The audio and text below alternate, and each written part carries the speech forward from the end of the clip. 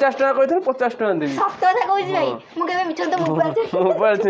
ସେତେବେଳେ ତୁ କହିଲୁ ନା 50 ଟଙ୍କା ମୁଁ କହିଥିଲି 50 କହିଛି ନା ନାଇଁ ମୁଁ କହିଥିଲି 50 କିଛି ମୁଁ ଜାଣିନି ମୁଁ କିଛି ଜାଣିନି ମୁଁ ତ କିଛି ଜାଣିନି ଦେ 50 ଟଙ୍କା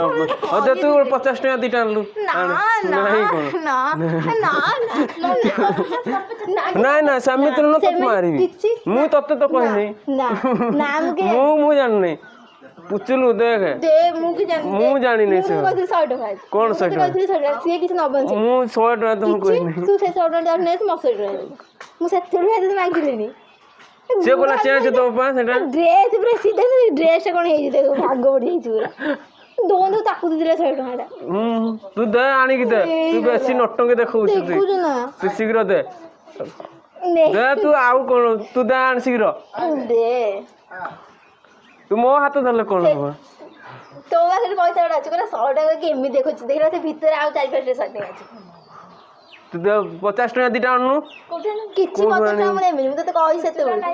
ଭିଡ଼ିଓ କରିଦେଇଛି ମତେ ଲାଗୁଛି ଦିଟା କେତେ କରୁଛି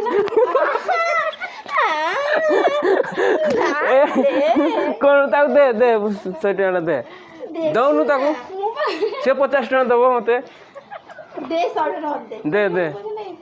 ଶୀଘ୍ର ଦେ ମୁଁ ପଢେଇବି ନା ଦେ ନା ତୁ ରଖିଛୁ ଦେ ଏଟା ପରା ହଁ ଦେ 50 ଟଙ୍କା ଦିଟା ଦେ ନାଇଁ ମୁଁ ତ କହିନି 100 ଟଙ୍କା କହିଛି କହୁନୁ ର ତୁ 50 ଟଙ୍କା ଦେ ତୁ ଶୀଘ୍ର ଚେଞ୍ଜ କରି ଆଣିକି